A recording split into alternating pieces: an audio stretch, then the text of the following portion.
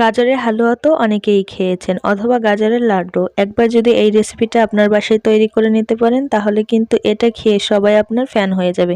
যাই হোক, বাসায় অতি সহজে অথবা যে কোনো সময় একবার হলো এই রেসিপিটা ট্রাই করবেন, আশা করা যায়। এখনই শুরু করছি বেশি কথা না বললে। বিসমিল্লাহির রহমানির রহিম। আশা করি যে যেখানে আছেন ভালো আছেন। আমার চ্যানেলের পক্ষ থেকে সকলকে জানাই শুভেচ্ছা, অভিনন্দন। দেখুন, এখানে দুইটা আমি গাজর নিয়ে নিয়েছি। উপরে যে পাতলা স্কিনটা থাকে একটা ছুরি দিয়ে আস্তে এটাকে তুলে নিচ্ছি। দেখুন, মুখের অংশ থেকে কিছুটা সবুজ অংশ কেটে ফেলে দিচ্ছি। এখন আমরা ছোট ছোট টুকরা করে কেটে নেব। জাস্ট ব্লেন্ডারের মধ্যে দিয়ে এটাকে একটা পেস্ট তৈরি করার মতো প্রিপারেশন নিয়ে নিচ্ছি। দেখুন, এভাবে করে কেটে নিচ্ছি। আপনারা চাইলে শুধু গোল গোল করে কেটেও পেস্টটি তৈরি করে নিতে পারেন।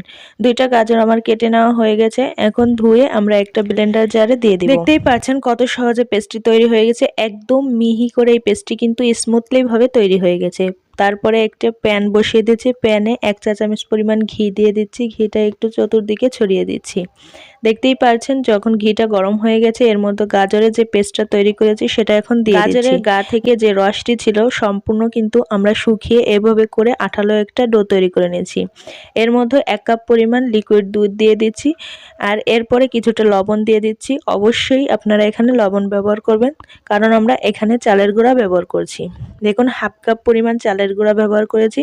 আমি এখানে শুকনা চালের গুঁড়া ব্যবহার করেছি। আপনারা যদি ভিজা চালের গুঁড়া ব্যবহার করেন তাহলে 1/2 কাপের চেয়ে একটু বেশি লাগতে পারে। আমি 5 মিনিটের মতো ঢেকে রেখে ডোটাকে আবার একটু উঠিয়ে ঢাকনাটা নাড়াচাড়া করে নিচ্ছি। দেখুন, এখানে আমরা যেমনটা রুটির খামির তৈরি করি ঠিক সেভাবেই তৈরি করে নেব। রুটির খামিরের থেকে কিছুটা সফট হবে যেহেতু এখানে গাজর মিক্সড করা হয়েছে।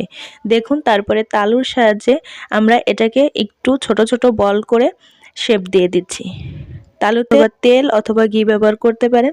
এভাবে করে আমরা প্রত্যেকটা শেপ এখানে করে নিচ্ছি।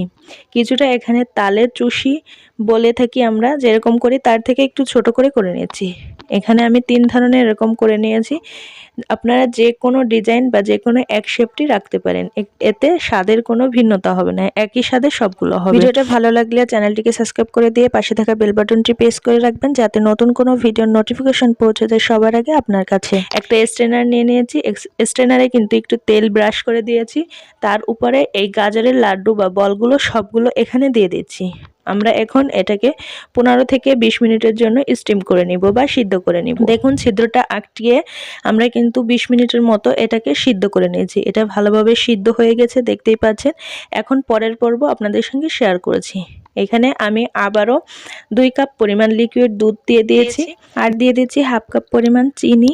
আপনারা চাইলে এর চেয়ে বেশিও মিষ্টি পছন্দ করলে বেশি দিয়ে নিতে পারেন। দেখুন, চিনিটা দিয়ে নাড়াচাড়া করে দিচ্ছি। বলক এসে গেলে আমি এখানে গাজরের যে লাড্ডুগুলো সিদ্ধ করে রেখেছি সেগুলো এখানে দিয়ে দিচ্ছি। আর এখানে কিছুটা এলাচ ব্যবহার করছি মুখ ফাটিয়ে নিয়ে। চাইলে আপনারা এলাচের গুঁড়াও ব্যবহার করতে পারেন। আর এখানে দিয়ে দিচ্ছি চালের গুঁড়া। আমি একটু গুলিয়ে তারপরে এর মধ্যে দিয়ে দিচ্ছি যাতে এই যে পায়েসটা রান্না করছি গাজরের, এটা অনেক তাড়াতাড়ি বা অতি সহজে এটা কিন্তু ঘনত্ব লাভ করবে। নামানোর কিছুক্ষণ আগে এখানে গুঁড়া দুধ দিয়ে দিচ্ছি স্বাদটা বাড়ানোর জন্য। তারপরে এরকম কনসিস্টেন্সিতে আসলে আমরা ঢেকে আর একটু 5 মিনিটের মতো জাল করে নামিয়ে নিয়েছি। আপনারা চাইলে এর চেয়ে কিন্তু আর একটু পাতলা রাখতে পারেন। যেহেতু আমি এখানে মিষ্টি একটু কম ব্যবহার করেছি তার জন্য এরকম কনসিস্টেন্সিতে রেখেছি। দেখতেই পাচ্ছেন কত সহজে আমাদের এই গাজরের হালুয়াটি তৈরি করে নেওয়া হয়ে গেছে। আপনারা বাসায় একবার হলেও ট্রাই করবেন। ভিডিওটা ভালো লাগলে অবশ্যই ফ্যামিলি অ্যান্ড ফ্রেন্ডদের সঙ্গে শেয়ার করবেন। আশা করি এতে আমার কাজ করার আগ্রহতা বাড়বে। আর এতক্ষণ সঙ্গে থাকার জন্য ধন্যবাদ জানিয়ে আজ এখানে বিদায় নিচ্ছি। সকলে সুস্থ থাকুন, ভালো থাকুন। আল্লাহ হাফেজ।